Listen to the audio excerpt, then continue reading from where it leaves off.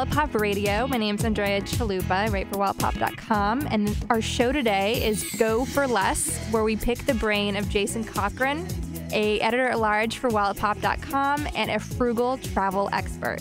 And today we're going to be talking about London, going for less to London, and Jason's book, London, Spend Less, See More, in the swinging city.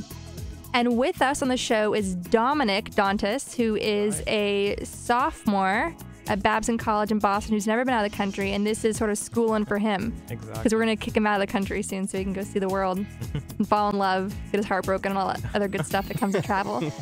So, Jason, what's going on with London? What are some of like the goods going on there that people can take advantage of right now? Well, actually, the prices are pretty good right now because their tourism is not doing too well. They're down, just like everybody else is, part of that global economy thing.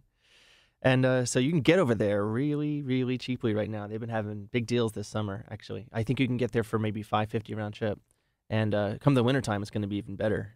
You just have to, if you keep on top of the airlines, always looking at the sites and checking to see what's available, you're gonna find something really, really, really cheap. And so, what are some good sites to do that? I tell people to go to the main ones that search all of the airlines, like Mobissimo or Kayak. Basically they go through all these other sites, pull these fares for you, so you don't have to sit there and do it all day long. So, if you want to go to London, is there something like you can send up like a Google alert? Yeah, there are a bunch of websites that will do it for you. Airfare Watchdog will do it, for example. Kayak will do it. You can actually put in a specific route that you want, and when the price comes to a certain level, you can get an email, or it appears on a personalized RSS feed, or there's all sorts of ways to find it.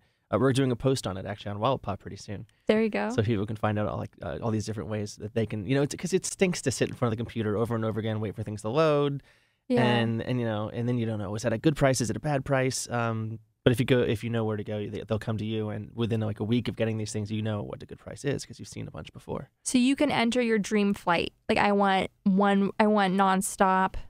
Yep. Everything, and then it will email you when that appears. Yep. And you act now. Yep. You gotta jump on it. So name those sites again. Mobissimo. We'll put them on the post so people can read them. Mobissimo and Kayak.com. And there are others as well. And I'll put them on Airfare Watchdog. We'll also send you some stuff out. But also I recommend something called an air hotel package, and it's something that not a lot of Americans are completely aware of. Basically, it's a company that buys airfare, buys hotel rooms all ahead of time really cheaply, and they put them together. And it comes out cheaper than it would be if you bought those individually yourself a lot of times. And the one that there's a few of them you can recommend. One of them is sort of like a packager. It's called Gate 1 Travel, travel.com. And they'll sell you like a 6-night trip to London, for like $600-700 a lot of times, including the airfare and the hotel. So it's all taken care of. And the hotels will include breakfast. But the one I recommend the most, because I've taken it so many times and I know I can rely on them, is called gotoday.com. It's go-today.com. And actually, right before I came on here, I printed a few things out that they're offering at the moment. It's always changing. But if you wanted to travel, for example, in September of this year, you could go each person for $760 each, and that includes 6 nights in a hotel and the airfare round trip from the East Coast of America. And it'll go from other cities too. You add, $50 here, $60 there, and that's on the expensive side for them right now. I've seen these prices go as low as like $4.99 per person, for a week-long trip, basically. And I defy you to go many places in America for that price, really. Like New Year's, they're offering one. Wait, how much was the New Year's package? The New Year's package was $630 if you want to spend New Year's in London this year, 6 nights in a hotel. Now, that's the cheapest hotel. You can go get a 5-star hotel, too, if you want. You can bump up to, I think, a 4-star in this package to $900 each for nearly a week's vacation. But normally in the wintertime, it's a little more like $550 again. But, right now you'll pay $550 for the airfare alone. You wait until the wintertime, you'll pay $550 for the airfare plus 6 nights hotel. So it barely pays off to go in the winter. And the winter is really not that bad there. It's actually much more mild than a lot of the winter we have here in America. Wow. So what about hotel on its own if you were just searching for a place to stay? Yeah, you can do. Like you're going on miles or you bought your own ticket. There's lots of different types of hotels. A lot of people gravitate towards the big chains, the Hiltons, the Sheratons, You could do that, I suppose, but you're going to pay more because they're really geared toward the business traveler. I recommend people go a couple ways. One with a family-run bed and breakfast type of place. You can get that English feel where a whole, you know, this family has maybe had this place for 2 generations. There's maybe only 15 or 16 rooms. They take care of you. They make your breakfast. They give you advice. You know, these places won't be huge, but you'll get attention. And when a lot of these other places, you know, these chain hotels are run by people who maybe have just immigrated from other parts of Europe, don't know the city, don't speak the language, don't really care, just afraid of being fired. But if you go to one of these B&Bs, you're not only supporting a local industry and people who have been doing it for a long time, it's just better service. The only trick is the rooms can be a little bit smaller, but you can spend maybe, for a double, maybe 60 pounds, 70, 80 pounds a night. And a pound, by the way, right now, I looked it up before I came. It's basically you spend $1.66 to get 1 pound. So you take any price in pounds and you sort of you add 2/3 of that price to it to sort of get what the price would be. So 50 pounds would be about $85 or so. Ask the college kid. Yeah. So these family run places can be a really great deal. You stay at a more expensive business hotel, you could easily spend 200 pounds, 300 pounds. I mean, London has some of the best hotels in the world, but it also has some of the richest people in the world going there. Yeah. So, you sort of have to find your niche and stay in it if you want to stay within a budget. So you've done that footwork for us. Like, what are some places that you love to stay that you recommend, where you know these people, but on a first name basis, you're getting their holiday card and you're seeing pictures of their nieces? There are. I know you got a lot of relationships like that. Yeah, and sadly, some of them are being squeezed out right now because the chain hotels are sort of taking over. But there's a couple I really love. One of them I used to go to a lot when I was a young backpacker, not much older than you, Dominic. And it's called the Jesmond Hotel, and it's sort of right near the British Museum. You can pretty much walk anywhere you want to in the West End from it. It's run by the Bainan family, and when I started going, the young son, I don't know, he was probably 19 or so. Now he runs the place. His parents are semi-retired, and it's the Jesmond Hotel, JESMOND hotel.org.uk. I really love it because not only you can stay there and have that great little classic townhouse experience that is so common among the guest houses of Britain, but you'll also can save on transportation costs because you can walk to the West End. You can walk almost, I think probably 50% of the things you want to do you can walk to while you're there. Another one is called the Alhambra Hotel. It's a cute little family, and they recently added a son-in-law to the family. He's this Portuguese guy. He used to work at Harrods. And the dad in the family cooks the breakfast. And he's drawn his own still life of the breakfast to put on the wall of the breakfast room for all the tourists who don't speak any English who are visiting, so they can see what they're going to eat, so you can sort of point to it.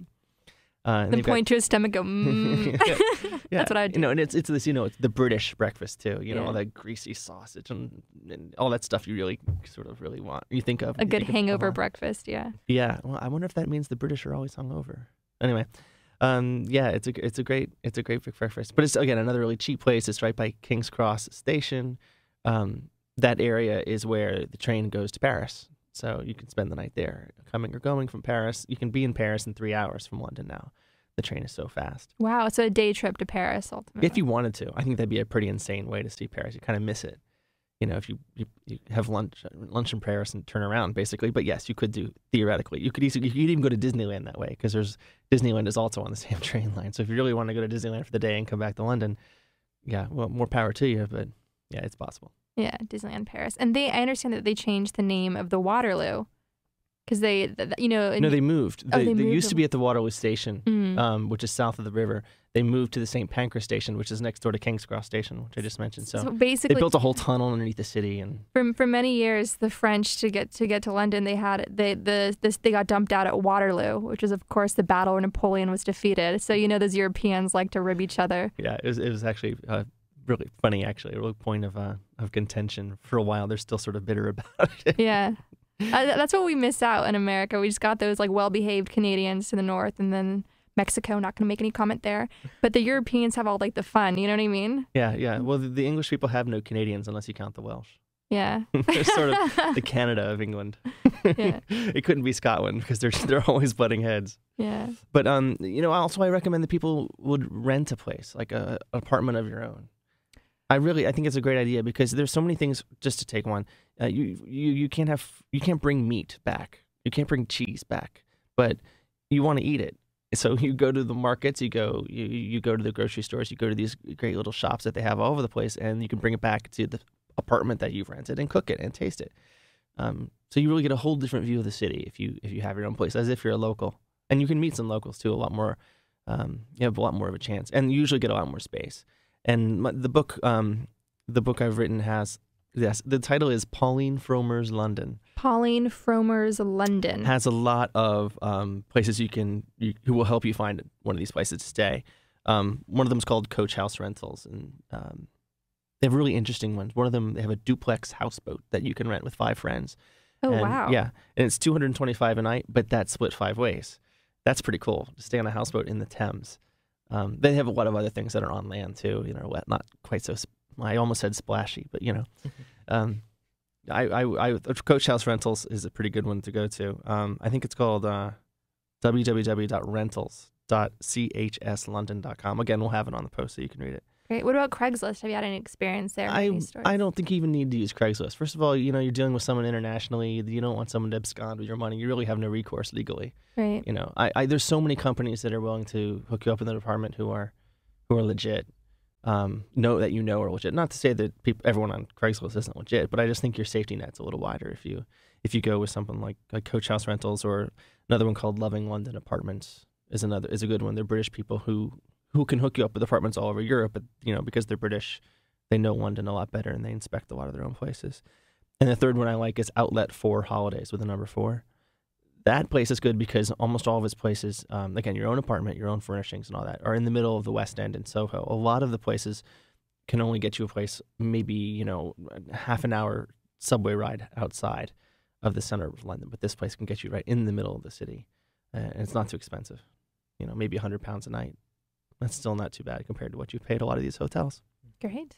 And so now you have your place to stay, you have your airfare. So what do you do in London? What are some of the things you must do and not feel sheepish about it because it's so touristy? Yeah, you have to be a tourist. I mean, even the British feel that way about London. I know Scottish people who have been to London once in their lives. So don't feel ashamed if you're acting like a tourist, because they're the same way.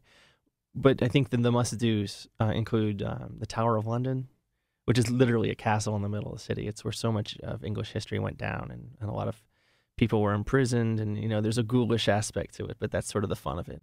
That's the place where the beefeaters walk you around, the guys in the red suits, and they're the ravens, and you can see the crown jewels. Beefeater gin. It's sort of necessary, yeah, right? It's sort of a necessary stop. Yeah, that's where Lady Jane Grey was beheaded. Yeah, only a few people were actually beheaded in the tower. Only the most special ones, which is kind of odd. You give someone special treatment right before you behead them, but that's what they did. Usually, if you weren't that special, they took you right outside the gate, so the crowd could throw things at you while they killed you, and see your head on a spike for years thereafter as a warning. So the good people got to be beheaded. It was the VIP bottle service beheading. That's right. I guess the VIB. And Westminster Abbey is another thing you've got to do. It's people know it in America as the place where Diana's funeral was, and where Elton John ruined that song for all time. But actually, it's another show. It's where I think it's 800 years of monarchs have been crowned. And about 500 or 600 years of them are buried still. You can see, Queen Elizabeth, if the first, by the way, the second one's still around. You can see her grave in there, and a lot of other ones as well. Queen Mary, and I think a lot of Henrys that you forgot existed if you ever knew. So that's a very interesting place to go to. Those are, I think, the big two that you must see, that are British history must see. But in the past few years, new ones have come up. There's the Tate Modern is one that everyone loves, including me.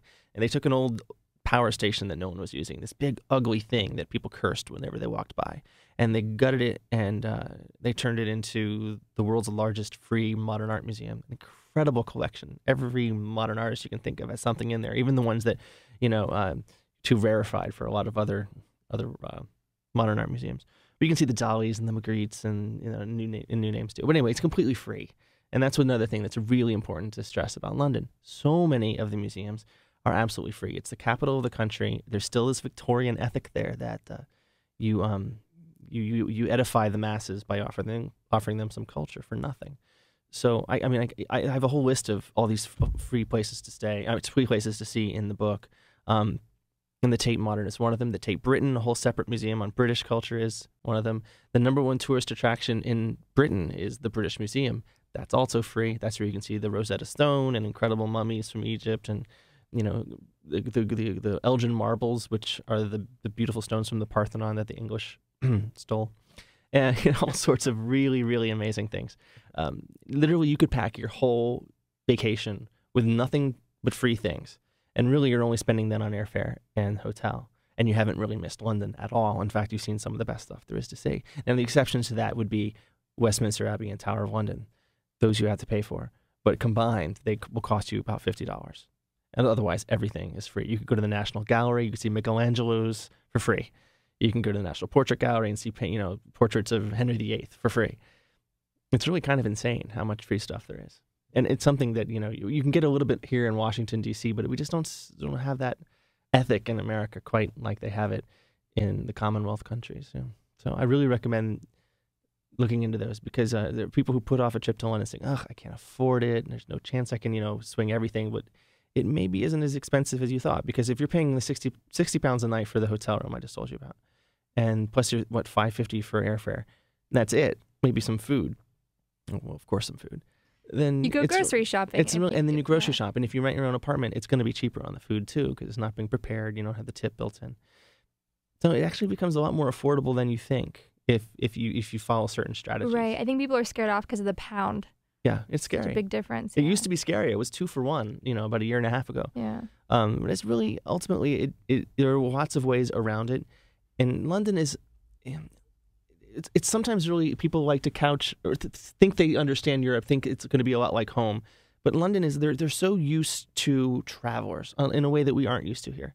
They're used to foreigners coming in, used to all sorts of people milling about. And so they're not only used to dealing with tourists, but they have a really wide range of infrastructure ready for every type of tourist. And they're not going to judge you if you're not spending much money, because there's a lot of people who go to London because they don't have much. Maybe they come from the eastern part of Europe, which, the EU having opened up, there's a lot of that now.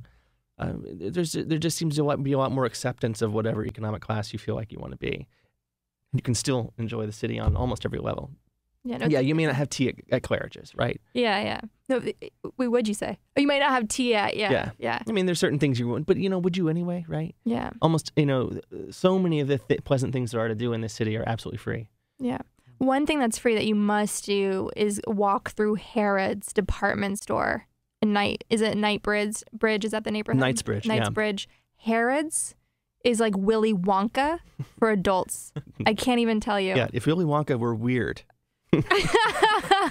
Right. But no, seriously, like these handbags just jump up and start dancing and singing, and so does like the foods and the meats and the candies. It's just so, it's intense. It's that's the best way to describe it. It's like Willy Wonka. It's sort of like a theme park for shopping in a lot of ways. They have this Egyptian section. They have a memorial area set up for Diana and Dodi Fayed, because the owner of Harrods was the father of the guy who was with Diana the night she died. So it's a fascinating place to go, and very kind of creepy too. It's not as cool as it used to be. It's still very touristy. A lot of the locals will go someplace like Selfridges or Harvey Nichols and these other incredible, department stores that they've got. But it's still sort of a must-see, especially around the holidays. They light that thing up. So many Christmas lights. It's absolutely beautiful. Yeah, it's like a Las Vegas. Yeah, you cannot spend anything and you feel like you've done something. Exactly. So Harrods is also a must-see, I have to add.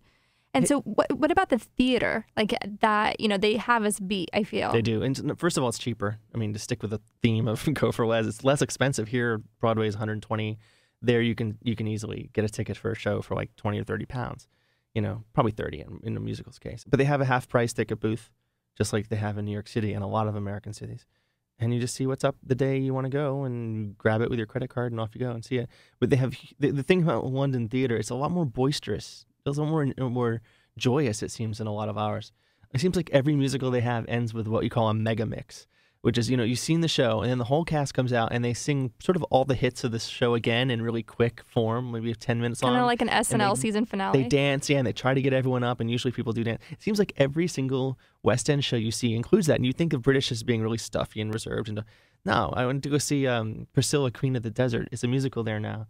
And these stuffy English people, quote unquote, were jumping up and swinging, feather boas, champagne, dancing with drag queens. I guess it's a release for them. I don't know. It's like those karaoke parties in Tokyo. Yeah, no, they get down. They get down when it's socially acceptable. When it's the time and the place, they really, let their hair down.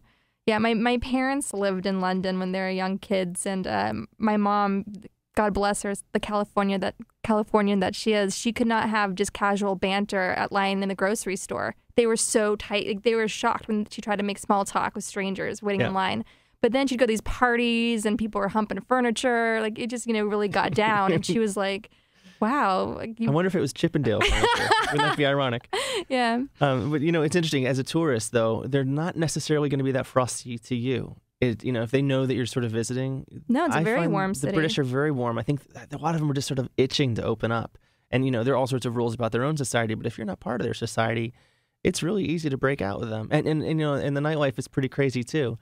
I mean, they do party. I think that they've got, New York City and Los Angeles beat when it comes to round the clock partying. And it's friendlier crowds. Like, there have been a lot of bloggers, a lot of articles here in New York comparing like the party crowds in New York versus London. And in New York, it's just a lot of posturing, a lot of one-upmanship. Yeah. I'm hipper than thou. But in London, it's just, hey, mate, cheers, really friendly. Like, they're all very stylish with it people in terms of culture and all the indie stuff. But they're way more chill. Like, they don't care. Like, I spent a long weekend in London with my boyfriend, and we were just walking down the street kind of like trying to figure out where we're going, and we obviously looked lost, and some really young, good-looking guy stopped us and gave us directions, walked us over there, hooked us up with like a really cool party that we'd not expect to go to. And and then it happens all the time. Yeah, and then in another neighborhood, we were in Camden. Camden, sort of like the alternative, artsy neighborhood, a lot of thrift stores, a lot of jazz clubs, a lot of underground stuff. And we were just sitting in a pub, and a group of guys just started talking to us and bought us pint after pint, and now we're like BFFs on Facebook, So it's just like, I was really blown away by what a friendly city it is. It's true. We like to think of, because of the Dickens novels, I guess, of London as being super, super classist. And of course it is if you're British. But I think, our culture is just as classist, and sometimes even not more classist. If you're not a reality show, don't talk to me. Consumerist. Like, we judge people by what they wear, how they look and where they go. And I think I think that it's a lot, it almost is, when the sun goes down, society is a lot more fluid there than it is here. And here it's just it's an amplified opportunity for us to show ourselves off. You shouldn't be afraid of that famous British Reserve, because ultimately you're going to find, if you put yourself out there, it doesn't necessarily exist. But I will add that Camden, it used to be a little hotter than it is now. A lot of the cool alternative stuff is there, of course, but also it's moving east a bit. And in Spitalfields area, which is just east of town, it's the city. When I say the town, I mean east of the city, probably by about 5 minutes walk. And that's where a lot of the artists live. In fact, I think it has one of the highest concentrations of professional artist residents than anywhere else in Western Europe. So Spitalfields is someplace you want to check out. Whitechapel. Wow. Whitechapel Art Gallery is actually one of the most progressive galleries in the world, and it's been going for over 100 years now. It was sort of like, defined modern art in a lot of ways, or contemporary art. So if another change, by the way, is you used to want to stay in West London, like Kensington, Bayswater. That's sort of old now, and a lot of those places out there, although cheap, are not excellent. They're not really so nice. So I always steer people away from those areas. They're further away than you want to be anyway on the tube. It'll, it takes you 20, 25 minutes to get into town. Now sort of like the new budget areas, or the Whitechapel Spitalfields area, but more so like the King's Cross area. 10 years ago, that was a pit. You didn't want to go. It's disgusting. Porno shops, Now, because the Eurostar train is going in there, everything seems to have reversed, and which is great news, because then you can walk from your hotel rather than having to truck in for a half an hour on the tube. Great. So I know this question's burning on Dominic's mind, as well as mine and the listeners. So what about food? Yeah. You guys aren't going to make fun of British food right now, are you? No. No. It's actually not bad. It's good food these days. I mean, I think cuisine has discovered London, and again, they have something to teach us in a lot of cases. Yeah. So food is an expense. If you want to go to restaurant after restaurant after restaurant, yeah, it's probably going to ultimately cost you. But I have a couple rules that I like to always stick to when I'm in London. The first thing is sandwiches. And it sounds ridiculously stupid, but it's a huge cultural thing there. Everyone seems to eat a sandwich at lunch, so much so that you walk into every drugstore, one called Boots, every department store, one called Marks and Spencer's, and half the newsstands sell these little sandwiches in triangular packets. You rip off the film and then you take out the two triangular halves, and everyone seems to eat those. It costs you £2 or £3, and when you're in the middle of your sightseeing, it's the greatest way to just sort of steal yourself for another few hours, rather than spending $4 40 pounds in an hour and a half at a restaurant. So I recommend sandwiches. Dinner time, yeah, have a dinner. But in London, most places are only open for sightseeing anyway, not the shops, but sightseeing from 10 till 5 or so. So you don't want to take a lot of time out anyway. You want to keep moving to see everything. Like, how often are you in London? The second rule besides sandwiches, is Asian food is huge. I mean, you're not going to find fish and chip shops almost anywhere in central London anymore. There are some, but they're all in the neighborhoods. Instead, it was Indian food for a while, and now it's more Asian, as in Chinese, Thai. Thai's huge. A lot of Japanese. The Yo Sushi chain is everywhere in London now. So those are two really, really, really great ways to save money and still not eat crackers. Then the third thing is I mentioned Marks and Spencer department store a minute ago. They're all over town. Almost every one of them has a section called Simply Food, and you would be amazed the kind of stuff you can just pick off the shelf and eat. Ready-made meals that are pretty much restaurant ready, and they're dirt cheap, 3 or 4 pounds. So if you're stuck for options, you don't want to sit down or you don't have the money, you jump into a Simply Food or a Marks and Spencer. Great. And in terms of getting around, is it cabs, I'm sure, or forget it, right? No, I would never do a cab. Not if I could. I mean, the trick is the tube does shut down, which is the subway, shuts down a little after midnight. So if you're out partying at 2 in the morning, you might have to take a cab. They do have night buses, but they're infrequent, maybe every half an hour, and they don't always go where you want to. But during the day, you take the tube everywhere, or you take the bus everywhere. And the kind of pass that you buy gets you on both. So you might as well just suck it up and take it, even though it's expensive. But just don't pay cash. Whatever you want to do. I mean, because it's £4 a ride on the tube, and that's if you're going 300 yards, or 10 blocks, and it just goes up from there. By the way, if you go further distances, it's done in a system where the further you go, the more you pay. But the starting fee is £4. £4. So, but the way around it is you get what's called an Oyster card, and it's just this RFID device. So it looks like a credit card, and you load it up with money, and you wave it in and out when you come in and out of the subway, the tube, and it deducts. And if you use one of these, it's £1.60 per ride rather than $4. And so you'd be stupid to pay cash every time. But there's a lot of times you don't even want to take the tube. I mean, it's much more compact than you think. They built this thing starting in 1863 when we had a civil war going on. So it was designed to sort of go a little bit more slowly, and they're really pressed together, these stations.